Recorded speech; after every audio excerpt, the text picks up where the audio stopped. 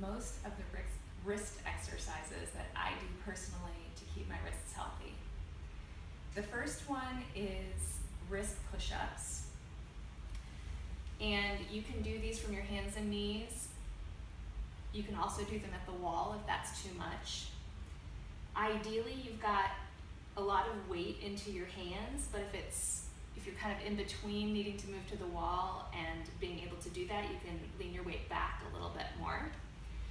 The wrist push-ups come in as you press your knuckles down but lift the heels of your hands off the ground, and you do that repeatedly. Usually I would do it about 10 times, but I'm going to cut it a little short for the video. The next variation is coming up onto the tips of the fingers. And I noticed that I tend to cheat a little bit by leaning back, so I have to coach myself to lean forward. Same exercises with a new hand position, fingers pointing out, reminding myself to lean forward and lift and lower the heels of your hands. So I love this sequence. I'm going to switch to the fingertips here because it works both on strength and on range of motion. Third position, fingers pointing in, final position. So I definitely, it's like a great warm-up because I start to feel a lot of heat building in my forearms and in my wrists as I do this. Last variation, up onto the fingertips. And when I do these ones on the fingertips, I have to really remind myself to push my pinky finger down, to use my pinky finger. That one gets a little lazy. Whew. So once I've done that, then I like to do just more simple stretching exercises. You can flip one hand around at a time. That's a little bit less load, or both hands at a time. Feel free to move around. And once that is feeling pretty good, you can start to make fists. Clenching and releasing.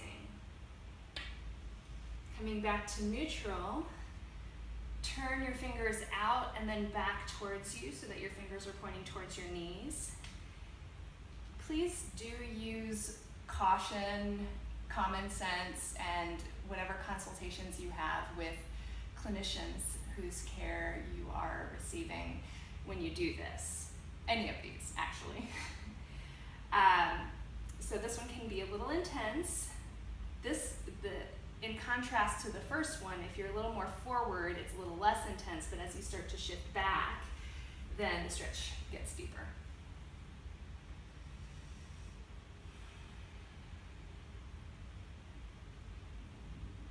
It looks a little funny, I think, just looking at this, but over time, as you build the capacity for your wrists to handle being in these different positions with increasing amounts of load, then you really build the resiliency of your wrists to handle whatever situations come up in your yoga practice or in your life.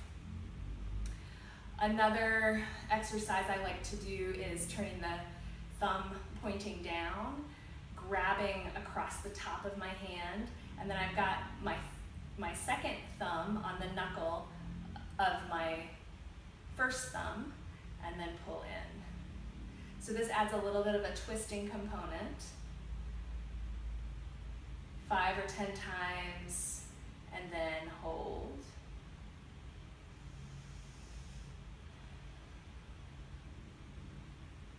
Thumb down.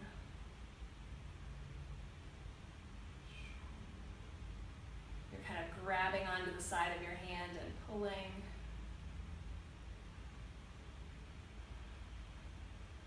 Finding the amount of twist that feels really, doable and good. It's also great to shake out your hands. I think that's kind of a common intuitive thing.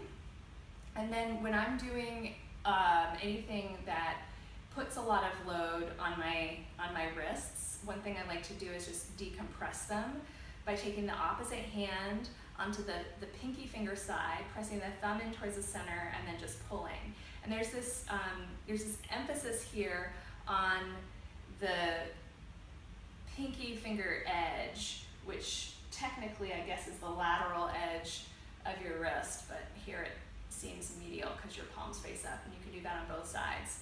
Now when my wrists are compressed, I get a really satisfying pop, which I haven't done anything to compress them other than these warm-ups right now. So it feels good, but it's not popping for me. Finally, I want to show you another wrist decompression that I really like to do